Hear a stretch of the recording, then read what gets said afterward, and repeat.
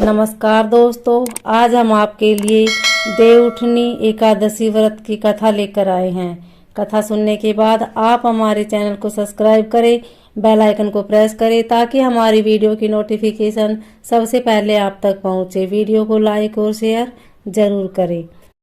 एक राजा के राज्य में सभी लोग एकादशी का व्रत रखते थे। प्रजा तथा नौकर चाकरों से लेकर पशुओं तक को एकादशी के दिन अन्न नहीं दिया जाता था। एक दिन किसी दूसरे राज्य का एक व्यक्ति राजा के पास आकर बोला, महाराज कृपा करके मुझे नौकरी पर रख ले। तब राजा ने उसके सामने एक शर्त रखी कि ठीक है, रख लेते हैं, किंतु रोज तो तुम्हें खाने को सब कुछ मिलेगा, पर एकादशी को अन्न नहीं मिलेगा। उस व्यक्ति ने उस समय हाँ कर ली, पर एकादशी के दिन जब उसे फलाहार का सामान दिया गया तो वह राजा के सामने जाकर गिड़गिड़ाने लगा, महाराज इससे मेरा पेट नहीं भरेगा, मैं भूखा ही मर जाऊंगा, मुझे अन्न दे दो। राजा ने उसे शर्त की बात याद दिलाई, पर वह अन्न छोड़ने को राजी नहीं हुआ। तब राजा ने उसे आटा, दाल, चावल आदि दिए। वह नित्य की तरह नदी पर पहुंचा और स्नान कर भोजन पकाने लगा। जब भोजन बन गया तो वह भगवान को बुलाने लगा, आओ भगवान, भोजन तैयार है।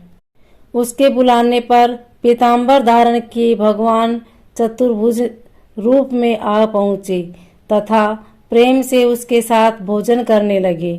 भोजन आदि करके भगवान अंतर्ध्यान हो गए तथा वह अपने काम पर चला गया। 15 दिन बाद अगली एकादशी को वह राजा से कहने लगा कि महाराज मुझे दुगना सामान दीजिए। उस दिन तो मैं भूखा ही रह गया। राजा ने कारण पूछा तो उसने बताया कि हमारे साथ भगवान भी खाते हैं, इसलिए हम दोनों के लिए एक ये सामान पूरा नहीं होता। यह सुनकर राजा को बड़ा आश्चर्य हुआ। वह बोला, मैं नहीं मान सकता कि भगवान तुम्हारे साथ खाते हैं। मैं तो इतना व्रत रखता हूँ, पूजा करता हूँ, पर भगवान ने मुझे कभी दर्शन नहीं दिए। राजा की बात सुनकर वह बोला, महाराज यदि विश्वास ना हो तो साथ चलकर देख ले। राजा एक पेड़ के पीछे छिपकर बैठ गया। उस व्यक्ति ने भोजन बनाया तथा भगवान को शाम तक पुकारता रहा, परंतु भगवान न आए। अंत में उसने कहा, हे भगवान, यदि आप नहीं आए तो मैं नदी में कूदकर प्राण त्याग दूंगा। लेकिन भगवान नहीं आए। तब वह प्राण त्यागने के उद्देश्य से नदी की तरफ बढ़ा।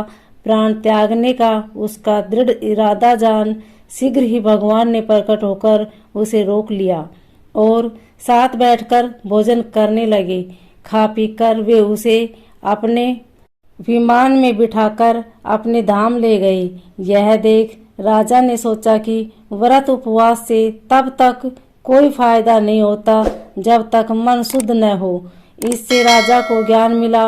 वह भी मन से व्रत उपवास करने लगा और अंत में स्वर्ग को प्राप्त हुआ। ओम नमो